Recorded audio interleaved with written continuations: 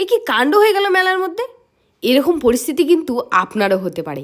ভুল মানে মৃত্যু, তাই সচেতন থাকুন। বন্ধুরা, তোমরা তো দেখতেই পেলে, বললাম মেলাতে কত কত দোকান, খাবারের দোকান, জিনিসের দোকান, কিন্তু তারই মাঝে এই বিদ্যুৎ সুরক্ষা দপ্তর থেকে যে ক্যাম্পটি করেছে সেটা কিন্তু মানুষের জন্য খুবই সুরক্ষাদায়ক একটি ক্যাম্প। তাহলে চলো ক্যাম্পের ভিতরে কি কি আছে দেখা যাক।